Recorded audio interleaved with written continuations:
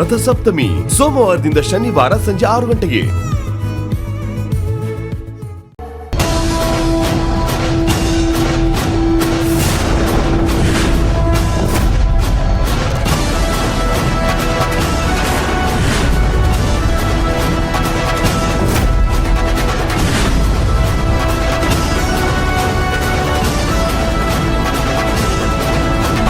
ಏನ್ ಮಾಡ್ತಾ ಇದ್ದೀರಾ? ಕಾಣಿಸ್ತಿಲ್ವಾ? ತಿಂಡಿ ತಿಂತಾ ಇದ್ದೀವಿ. ತಿಂಡಿ ಮಾಡ್ತಿದ್ದೀರಾ ಅಂತ ನನಗೂ ಗೊತ್ತು. ಆದ್ರೆ ಇದು ಇಬ್ರು ಕೊಲೀಗ್ಸ್ ಕೂತ್ಕೊಂಡು ತಿಂಡಿ ಮಾಡ್ತಿರೋ ತರ ಇಲ್ಲ, ಇಬ್ರು ಲವರ್ಸ್ ಕೂತ್ಕೊಂಡು ತಿಂಡಿ ಮಾಡ್ತಿರೋ ತರ ಇದೆ.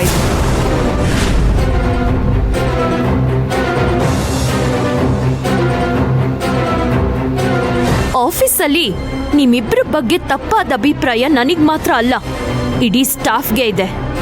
ಇದಕ್ಕೇನ್ ಹೇಳ್ತೀರಾ?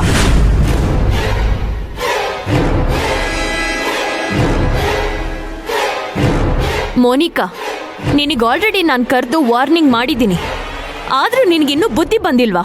ಮೇಡಮ್, ನೀವು ತಪ್ಪಾಗಿ ಅರ್ಥ ಮಾಡ್ಕೊಂಡು ಏನೇನೋ ಮಾತಾಡ್ತಾ ಇದ್ದೀರಾ. ನಾನ್ ಮಾತಾಡ್ತಾ ಇರೋದು ಮೋನಿಕಾ ಹತ್ರ. ಸುಮ್ನೆ ಏನು ಗೊತ್ತಿಲ್ಲದೆ ಮಧ್ಯದಲ್ಲಿ ಬಾಯ್ ಹಾಕಿದ್ರೆ ಸರಿ ಇರಲ್ಲ. ಅಂಡರ್ಸ್ಟ್ಯಾಂಡ್?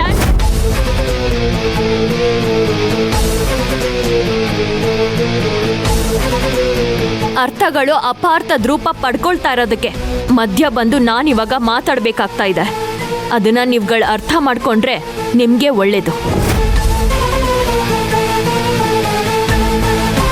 ಅಲ್ಲ ಮೋನಿಕಾ, ಮದುವೆ ಆಗಿರೋ ಗಂಡ್ಸವ್ರು, ಅವರಿಂದ ಡಿಸ್ಟೆನ್ಸ್ ಮೇಂಟೈನ್ ಮಾಡು ಅಂತ ಹೇಳಿದ್ಮೇಲೂ ನೀನ್ ಮತ್ತೆ ಹೀಗೆ ಮಾಡ್ತಿದ್ಯಲ್ಲ, ನಿನ್ಗೆ ಅರ್ಥ ಆಗ್ತಾ ಇಲ್ವಾ?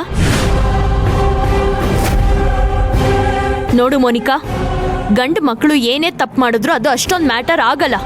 ಆದ್ರೆ ಹೆಣ್ಮಕ್ಳು ಒಂದು ಸಣ್ಣ ತಪ್ಪು ಮಾಡಿದ್ರು ಅವಳ ಜೀವನನೇ ಹಾಳು ಮಾಡತ್ತೆ. ಈ ವಿಚಾರದಲ್ಲಿ ಸ್ವಲ್ಪ ಏನಾದ್ರೂ ಹೆಚ್ಚು ಕಡಿಮೆ ಆದ್ರೆ ನಿನ್ ಜೀವನನೇ ಹಾಳಾಗೋದು. ಅದ್ ನಿನ್ಗೆ ಅರ್ಥ ಆಗ್ತಾ ಇಲ್ವಾ?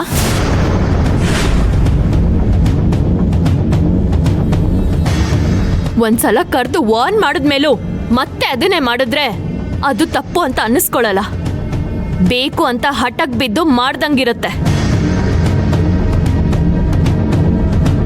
ಒಂದ್ ವೇಳೆ ನೀನೇನಾದ್ರೂ ಅದನ್ನೇ ಮಾಡಕ್ ಹೊರಟಿದ್ರೆ ನಾನು ಹಠಕ್ ಬಿದ್ದು ಏನ್ ಮಾಡ್ಬೇಕೋ ಆ ಕೆಲ್ಸನೇ ಮಾಡ್ತೀನಿ.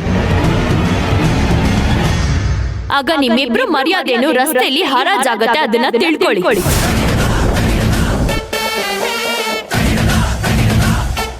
ನೋಡಿ, ಇಲ್ಲಿ ತನಕ ಸ್ಟಾಫ್ಗಳ ಮಧ್ಯೆ ನಾನು ತಪ್ಪಾದ ಸಂಬಂಧಗಳನ್ನ ನೋಡಿಲ್ಲ, ಅವ್ರ ಬಗ್ಗೆ ಗಾಸಿಪ್ಗಳನ್ನು ನಾನು ಕೇಳಿಲ್ಲ. ಫಸ್ಟ್ ಟೈಮ್ ನಿಮ್ಮಿಬ್ರ ಬಗ್ಗೆ ಇಡೀ ಆಫೀಸೇ ಮಾತಾಡ್ಕೊಳ್ತಾ ಇದೆ.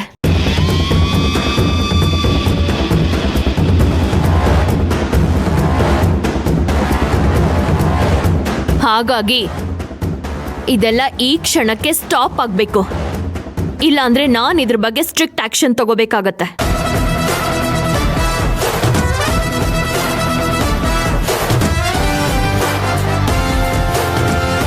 ಇದೇ ಫೈನಲ್ ವಾರ್ನಿಂಗ್. ಇನ್ನೊಂದ್ಸಲ ನೀವಿಬ್ರು ಒಟ್ಟಾಗಿರೋದನ್ನ ನಾನ್ ನೋಡಿದ್ರೆ ನಾನು ಏನ್ ಮಾಡ್ತೀನೋ ನನಗೆ ಗೊತ್ತಿಲ್ಲ.